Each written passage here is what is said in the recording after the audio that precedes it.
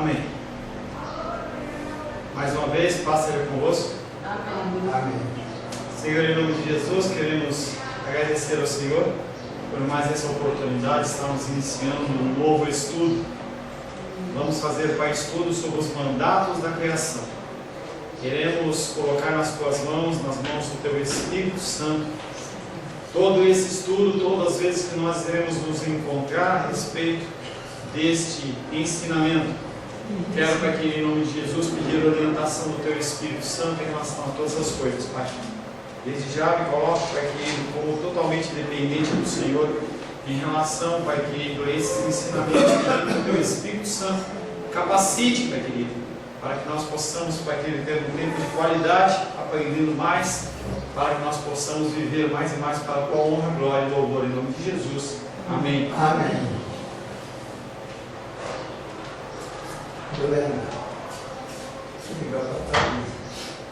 Nós vamos começar a partir de hoje um estudo que tem o título Os Mandatos da Criação.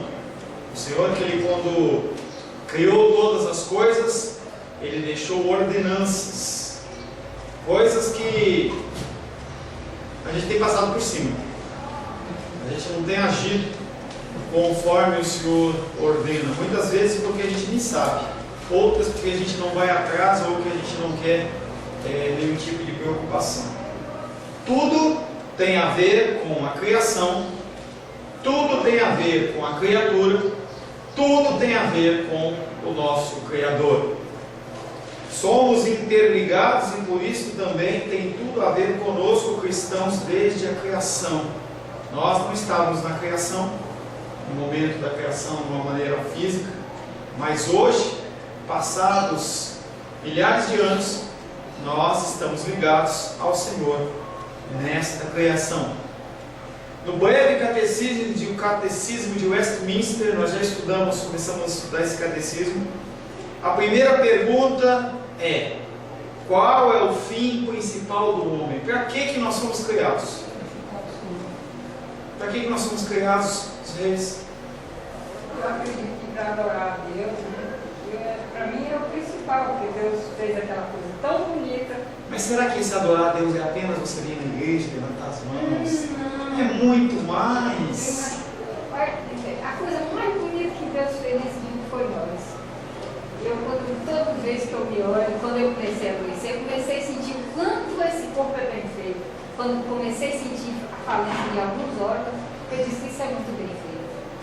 Muito. Mesmo na dificuldade, ele continua sendo criado. Para que nós somos criados, irmão Cláudio? Para que você foi criado? Para você nascer, casar com a Dinha, gerar a Glenda e os outros filhos, e será que foi só isso? Não. Para que você foi criado? Primeiramente, adorar a Deus, guardá-lo dentro de mim, se eu pudesse santificar-me cada vez mais para agradá-lo. Dos reis, não já foi? Rosário, por que você foi criado? Para ficar dando volta com o cachorrinho lá?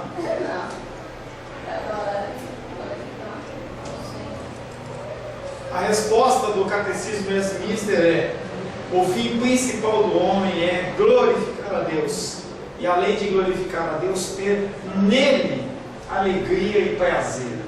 Você se satisfazer em Deus, você saber que Ele é o seu tudo, Ele é o seu marido, Ele é a sua esposa, Ele é o seu filho, é o seu pai, é a sua mãe, Ele é o seu alimento, Ele é o ar que você respira, e você sabe que Ele é assim, e você só pode levantar as mãos aos céus e falar: glorificado seja o nome do Senhor.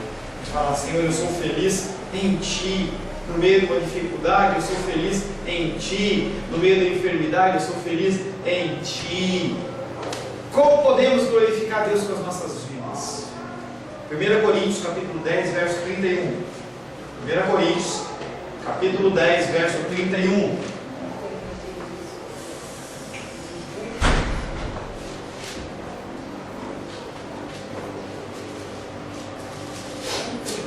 Senhor, só não ele não só nos fala que nós temos que glorificá-lo, como também ele nos fala o que é glorificá-lo, como que nós podemos glorificá-lo com as nossas vidas. 1 Coríntios 10, 31. Portanto, que comais, que bebais ou façais outra qualquer coisa, fazei tudo para a glória de Deus. Tudo que a gente venha fazer, a gente tem que fazer para a glória de Deus. E aí ele fala da comida e da bebida, porque são as coisas básicas do ser humano. Mas também está inserido aí em você ver televisão, está inserido aí em você andar dirigindo o carro, está inserido aí em quando você vai para um cinema, quando você vai viajar, tudo. Portanto, quer comais, quer bebais. E aí está falando só não da comida e bebida, mas ele está falando em tudo que você venha fazer. Todos os seus procedimentos, eles sejam para glorificar ao Senhor. Nós temos que fazer tudo para a glória do Senhor. Quando você vai fazer alguma coisa, você fala, isso glorifica a Deus? Se a gente tivesse essa paradinha, você vai falar com uma pessoa e você dá aquela paradinha, Senhor, eu vou glorificar a Deus com isso que eu vou fazer, com essa coisa que eu vou falar. Agora que ele fez nos seus passos que faria, eu ia perguntar se Jesus faria isso. É um livro que chama Nos Seus Passos, o que faria Jesus. Numa igreja, 1800, 1900, não sei dizer muito claro. A igreja, ela, a partir do pastor, o pastor ele falou assim, o que Jesus Cristo faria dentro da sua vida? No seu dia a dia. E aí alguns livros, sempre não são todos, mas alguns, eles começaram a ficar incomodados com aquilo. E aí eles acordavam e começaram, antes de fazer qualquer coisa, a falar assim, como que Jesus faria tal coisa? Alguns perderam os empregos, outros tiveram muitas dificuldades, mas eles paravam e falavam, será que o que eu estou fazendo glorifica a Deus? É um exercício.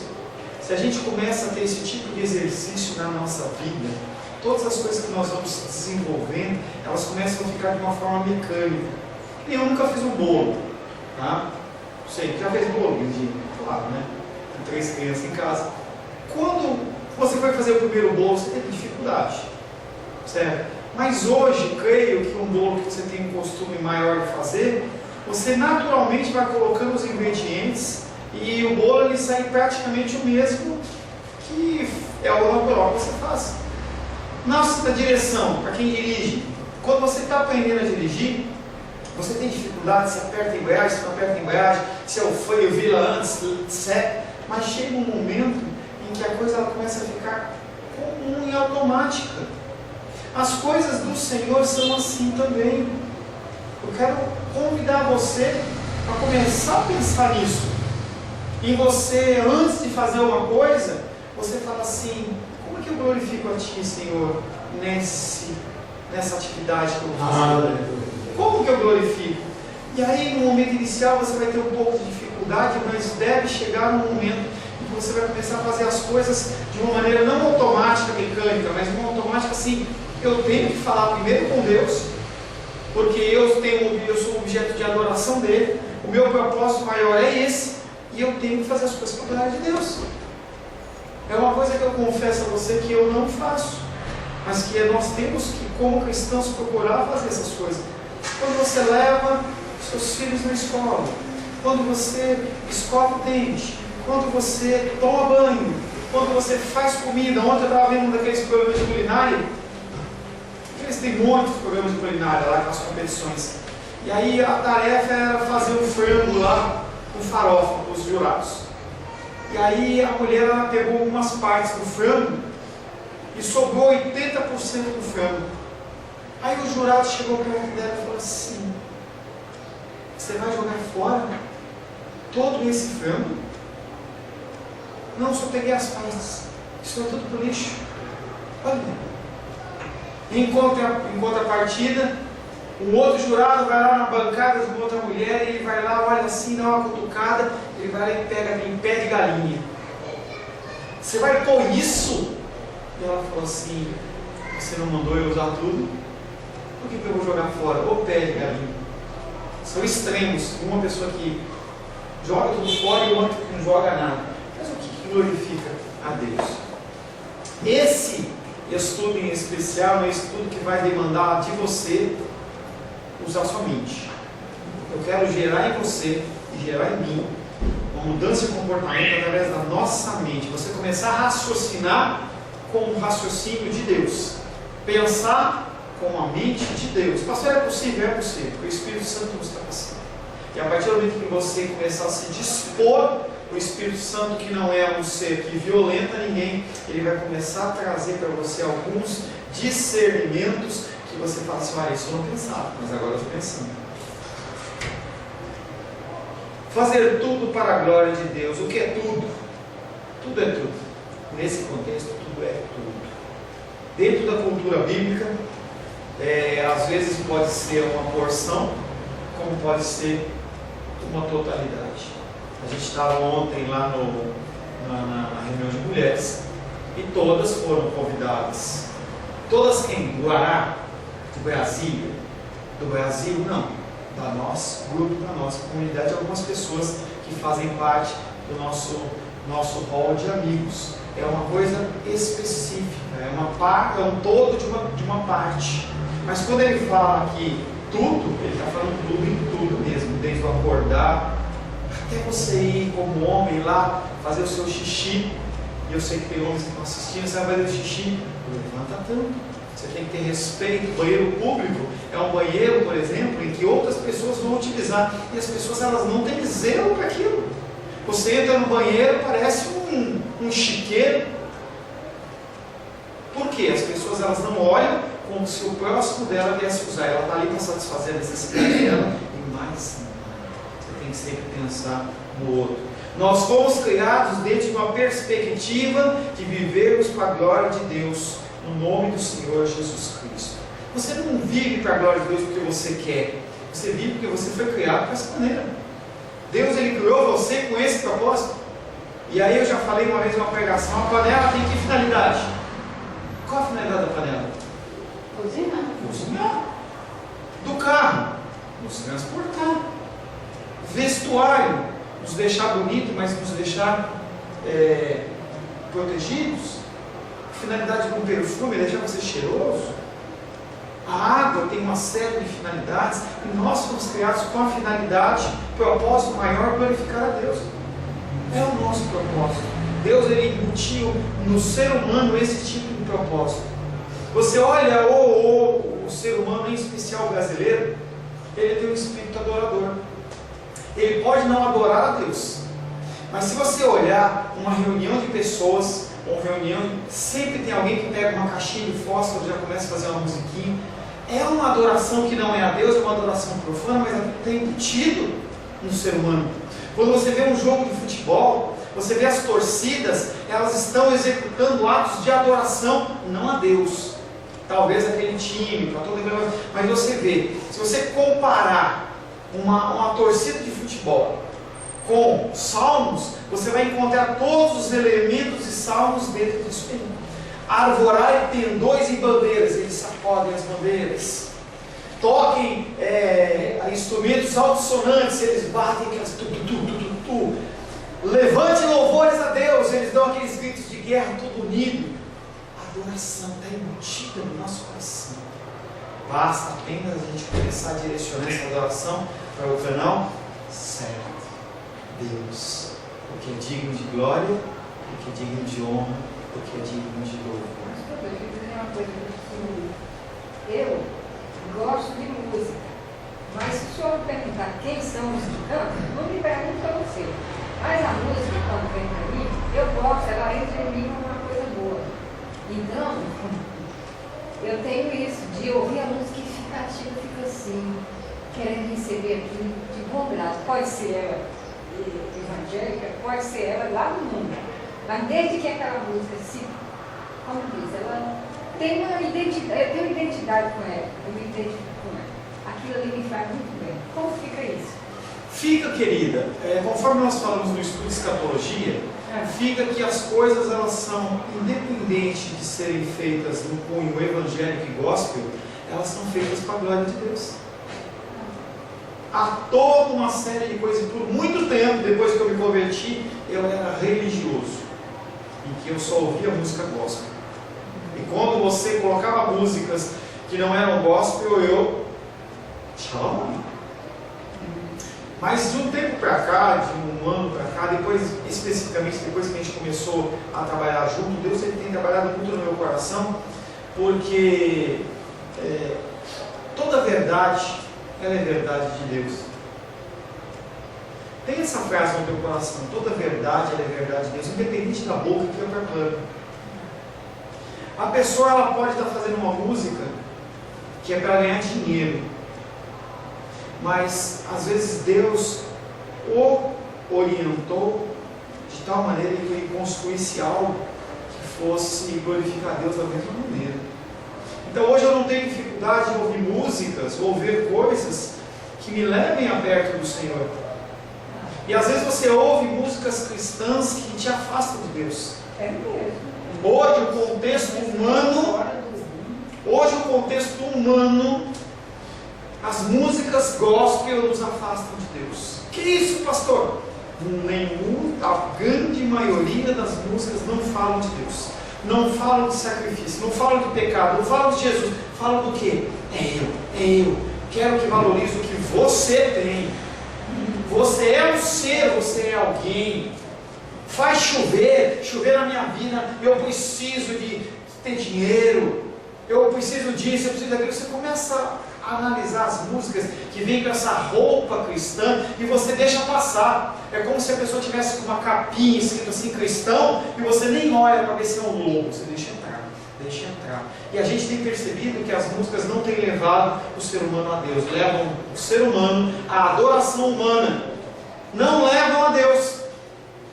As músicas levam ao homem à satisfação humana, ao comércio, a você colocar Deus na parede como se ele pudesse ser um ser manipulado.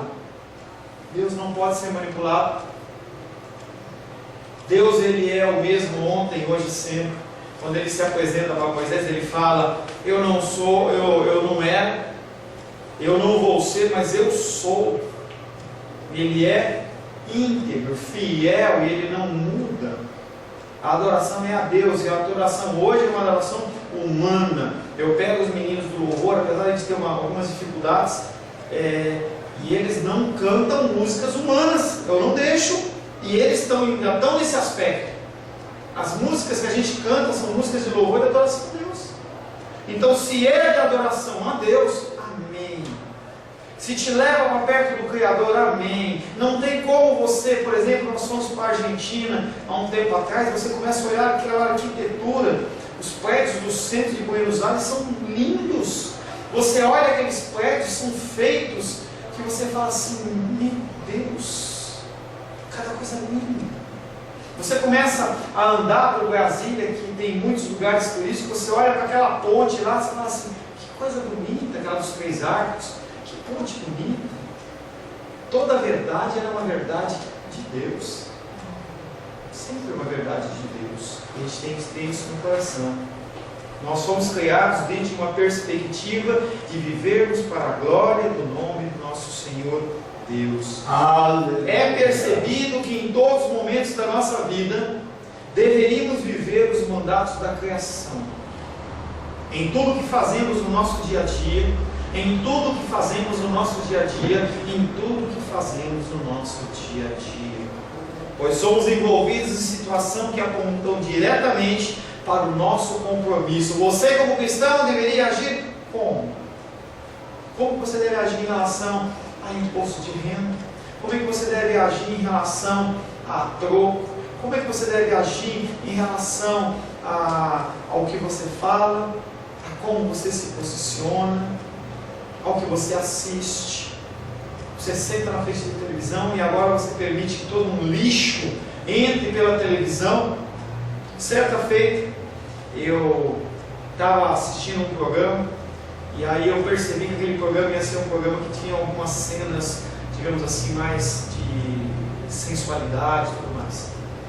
E aí eu orei para Deus num ato de religiosidade e falei para Deus assim: Deus, em nome de Jesus, põe uma cortina do sangue do Cordeiro, olha que oração forte, põe uma cortina do sangue do Cordeiro na televisão para que nada que venha desse programa, desse filme, que não seja do Senhor, passe e me suje. O Espírito Santo na hora falou para mim assim: se você tem tanta certeza que tem coisa ruim aí, para que você está ligando e vendo? Muda de canal.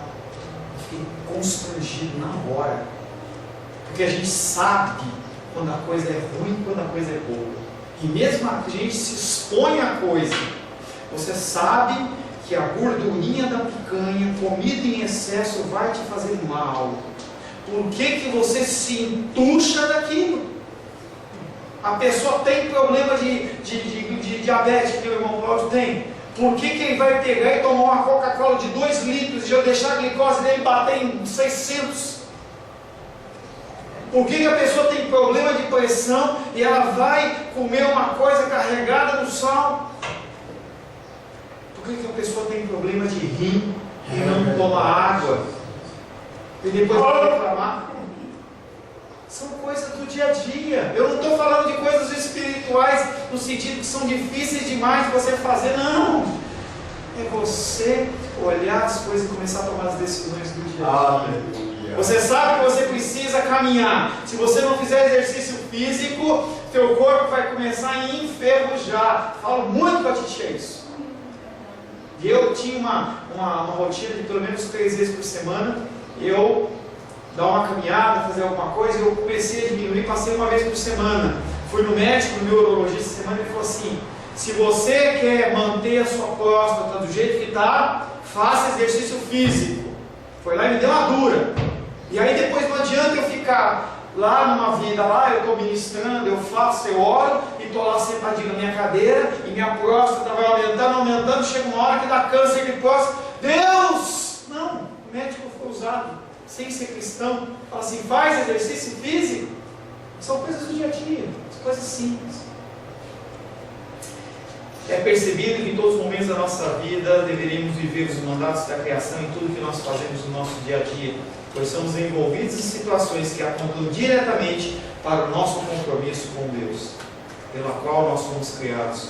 Nós somos frutos dessa criação e temos responsabilidade sobre ela, inclusive sobre os nossos corpos.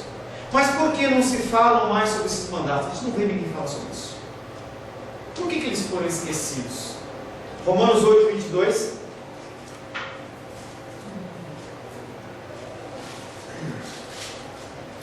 Já lemos em escatologia, nós vamos ler de novo. Porque a palavra ela é toda interligada, todos os assuntos eles têm a ver um com os outros. Romanos 8, 22. Porque sabemos que toda a criação, a um só tempo, geme e suporta angústias até agora. Natureza tem sido destruída. O que nós temos feito por isso? Devemos entender que os mandatos da criação e a sua relevância, elas fazem parte do nosso dia a dia, no dia de hoje. Não digo que você deve largar a sua vida e agora você vai ser um ativista do Greenpeace. Vai ficar com o barco lá, joga à frente do barco, na frente do barco baleeiro. Não é isso que eu estou falando, não é esse extremo. Eu tenho falado bastante nesses tempos que a gente tem que procurar a simplicidade. Nós vivemos em tempos em onde desperdiçamos 1,3 bilhões de toneladas de alimento no ano. Toda a Terra. Foi levantada uma estatística em que 1,3 bilhões de toneladas, esse número não cabe nem na minha cabeça. Porque não é bilhões de quilos, é bilhões de toneladas. E aí você sai jogando um monte de zero na frente. 1,3 bilhões de toneladas no mundo inteiro de alimento são jogados no lixo. No lixo. Ah, mas e o Brasil, pastor? 11 milhões de toneladas de alimentos são jogados no lixo. Pessoas passando fome, pessoas passando necessidade, e você vai fazer a sua comida e você desperdiça as coisas. Não aproveita nem interesse. Então eu gosto de ver os programas de culinária com a rua, principalmente porque ela faz umas comidas super gostosas para esses programas e eu gosto muito disso. Não tenho nenhum problema. Meu Ronaldinho, 180 milhões de dólares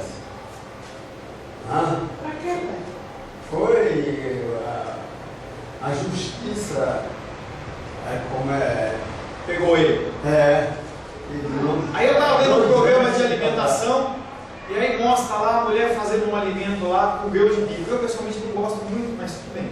Grão de bico. Aí sobra aquela água melequenta. E aí a mulher pegou aquilo, bateu com açúcar e fez chantilly. Maravilhoso! Ou seja, aproveitando 100% das coisas. Eu fiquei olhando, livre de gordura, a água da grão de bico, de conserva. Eu fiquei olhando assim. E as pessoas, se elas começarem a se especializar, elas começam a ter utilidade para as cascas, ter utilizado para uma série de coisas que a gente simplesmente passa e joga fora. Por quê? Porque você sabe que quando você abre a tua despensa, está lá o feijão, está lá o outro alimento. Ou se não tem, você vai e compra. E você não está sendo um bom dispenseiro das coisas de Deus. Aí você reclama, o mercado está caro. Você joga muita coisa fora, por que você não aproveita? Não, eu gosto de comer do melhor dessa terra. Mas não é o melhor da terra. Dá para fazer muita coisa que nós temos jogado fora. Vivemos numa sociedade que esqueceu o valor ao próximo. Isso é real. A gente não olha para o próximo, a gente olha para a nossa necessidade.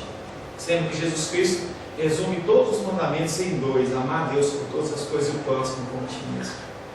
E Jesus Cristo sabia muito bem que se você tem amor pela sua vida, e nós já nos amamos demais, você não precisa se amar mais do que isso assim.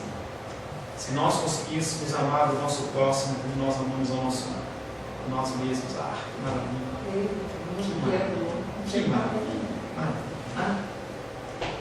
Vivemos numa sociedade totalmente comprometida com conceitos humanos e egoístas. Eu tenho que vencer, eu tenho que ser o primeiro. Primeiro eu. Quando a gente vê a situação dessas pessoas aí que são desmascaradas, vi agora o presidente da Câmara foi ser iniciado porque ele recebeu propina. É uma pessoa que seria o nosso representante. E ele está recebendo, não sei se está ou não está, vamos averiguar. Está sendo levantada a possibilidade de estar recebendo. E você vê que aqueles homens que deveriam nos representar, eles estão vendo sua parte. Mas nós não faríamos diferente. Se a gente estivesse no lugar deles e oferecessem para nós $1 milhão, talvez você não se vendesse, mas chega uma hora que chega no seu preço, e aí você fala assim: que mal faz? E você coloca no bolso. Eu fico olhando situações de parentes nossos que estão desempregados. Aí imagina você, senador da República, será dos reis. Se você fosse hoje senadora da República, você precisasse colocar alguém no gabinete, você não colocaria a Ione que não está trabalhando? Será que a gente não colocaria o nosso parente para ganhar mais? É a mesma coisa. Não adianta querer sanear a política, porque nós somos iguais. Você só troca as moscas. Se nós fôssemos colocados lá, era a mesma coisa. A sociedade ela é corrompida em conceitos humanos. Eu quero o meu bem-estar, o meu bem-estar. Quando a gente vai pensar em, por exemplo, estamos chegando no dia das crianças, tem que ver uma coisa. Quando a gente vai comprar, a gente compra um presente para as crianças. A gente compraria para o nosso filho? Ou a gente vai lá e compra aquela boneca de plástico, aquela bola de plástico que dá para criança? Eu compro um monte. Não, você daria para o seu filho? Nós compraríamos para nós? Egoísmo. Vivemos numa sociedade onde colocamos Deus como um ser que está à nossa disposição para realizar os nossos desejos. Você olha para Deus e acha que Ele é o gênio da lâmpada. Você nunca vai a Ele. Mas quando você quer uma cura, você ora.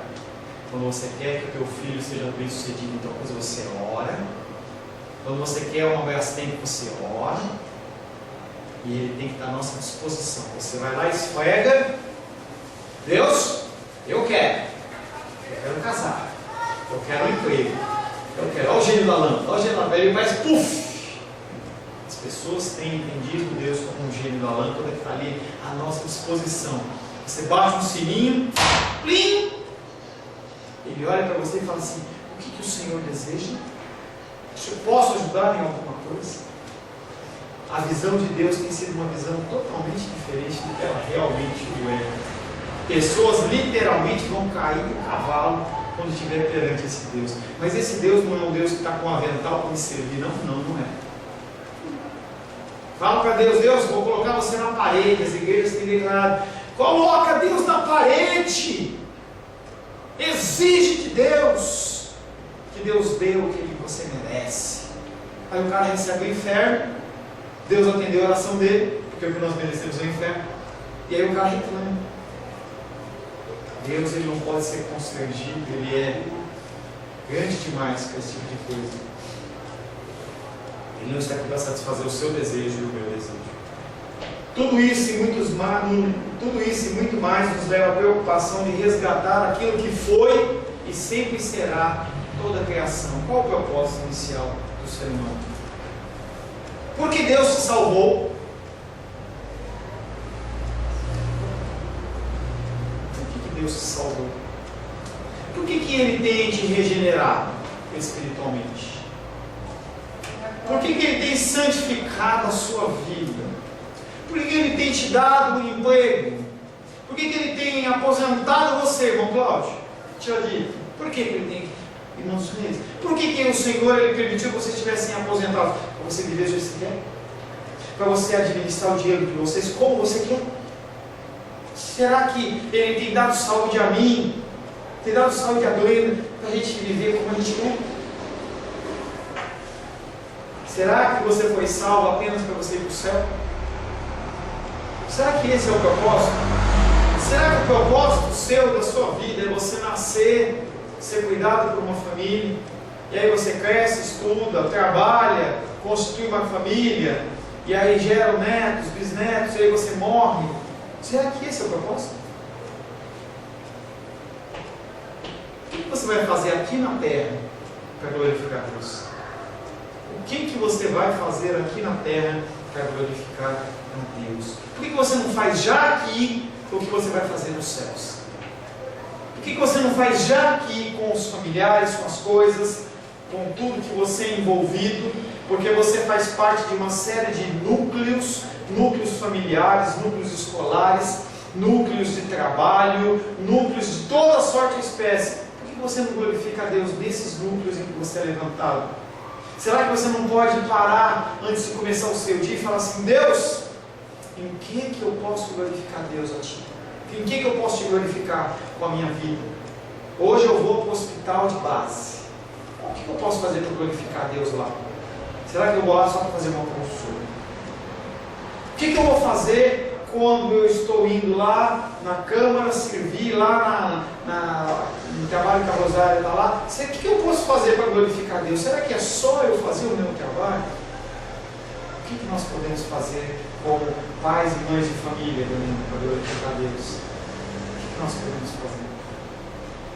Uma das razões pela qual nós somos salvos é para que nós possamos viver esses mandatos de Deus entregues primeiramente a Adão na criação e que permanecem com verdades absolutas até hoje.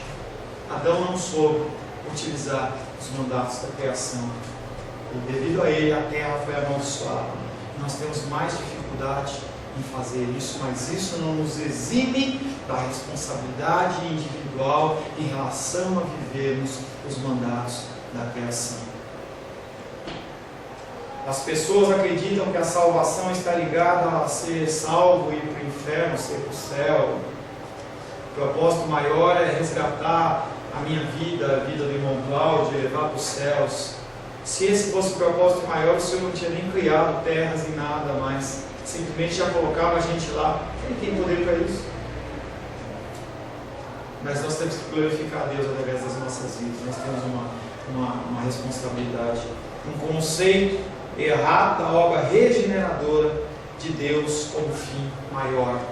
Nós temos um entendimento de que nós somos o centro de toda a criação, em que Deus ali ele fica como um menino piedoso chorando, choramingando, esperando que você fale: Deus, Tu és santo. Ele não precisa da tua adoração.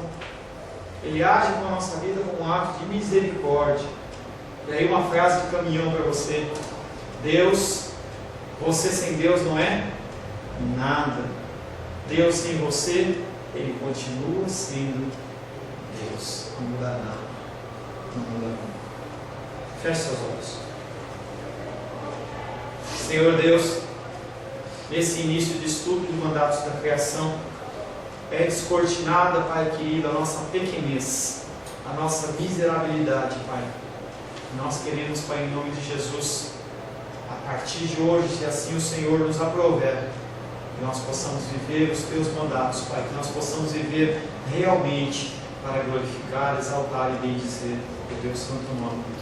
Despede-nos em paz, Pai, com a Tua palavra no nosso coração, que nós possamos, Pai, que em nome de Jesus, viver para a Tua honra, a Tua glória, o Teu louvor, em nome de Jesus. Amém. Glória a Deus. Tem muito disso por aí. Se prepare. Prepare o seu coração, em nome de Jesus. A paz seja convosco. Meu nome é Paulo César. Eu sou pastor da Igreja Cristã Semente de Vida, aqui em Brasília, Distrito Federal. Me alegro que a palavra tenha te alcançado. A palavra faz isso. Ela alcança as pessoas aonde quer que elas estejam. E você foi agraciado com esta palavra. Não que eu tenha nada especial a te dizer. A palavra ela é suficiente e ela usa quem ela quer. E eu me alegro por ter sido um canal para poder te abençoar. Mas eu quero te dizer que não basta você ser um ouvinte, não basta ser uma pessoa que se alegra quando você ouve a palavra de Deus. A vida ela é feita de decisões. Se você está ouvindo essa palavra hoje, eu creio que o Espírito Santo tem um propósito especial com você.